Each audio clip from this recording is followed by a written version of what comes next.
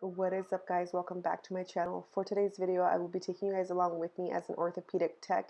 As you can see, Seattle weather is just crazy. We had snow just a couple of weeks ago and today it is raining. I hope you guys are enjoying these videos. Thanks so much for being here. Make sure to subscribe to my channel if you haven't yet, and let's get straight into our day. 2 hours later. Our first cast application of the day is this short arm ulnar gutter cast, and this patient hurt his finger during a soccer game. Unfortunately, he won't be able to play sports until the cast is removed. It does vary though. Some providers will not let you play with the cast on and some will. It just depends on what provider you are seeing and what sports you are playing. Also, make sure you take a few sips of your coffee before you get started with your day. Up next, we have another cast application. Patient still has to choose the color, but we are going to be doing a short arm cast.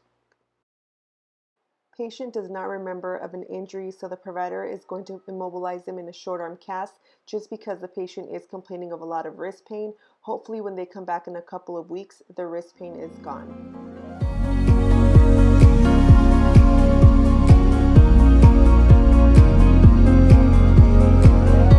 A few moments later. Up next, we had a short arm thumb spica cast removal. This cast was on for about 4 weeks and the cast was super dirty from the inside. It was just time to get this thing off. Here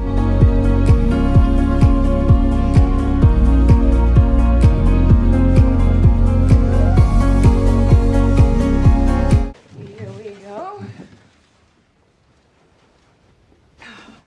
And the time has come where I get to eat my lunch.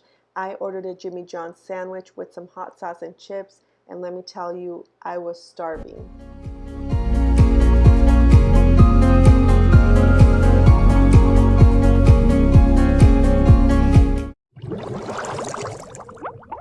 Now that we are done with our lunch, we go back into another room and apply this long arm cast on a patient that fell off the monkey bars. Remember, if you have kids, just make sure you're around if they're playing on the monkey bars or trampolines.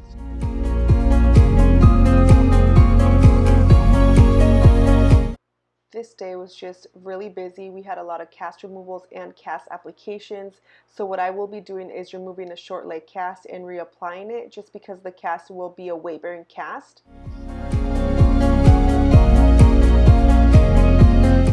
Here is the cast that I removed. It was nice and beautiful, still clean, nothing wrong with it. But I did have to remove it because the cast needs to be weight bearing cast. Usually what that means is I add a couple more layers of padding and a couple more layers of fiberglass. And here is the brand new cast I applied. This is a purple and red cast. The patient actually changed it up quite a bit. The patient won't be able to walk until 4 to 6 hours just so the fiberglass can harden.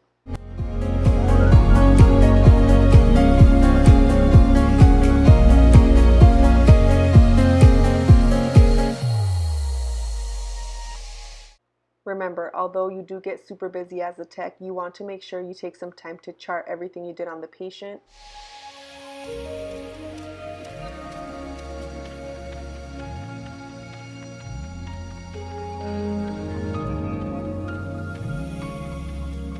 A few moments later.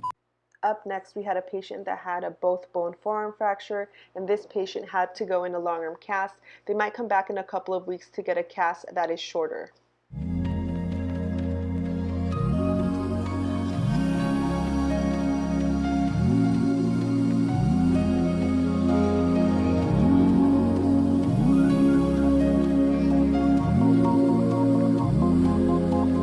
Seven hours later. I also removed this short arm ulnar gutter cast. This cast was all pink, but the patient used a black marker to color the bottom part of it. This patient's injury happened during wrestling. One of his teammates sat on his finger. Thankfully, he did not have to go back into a cast.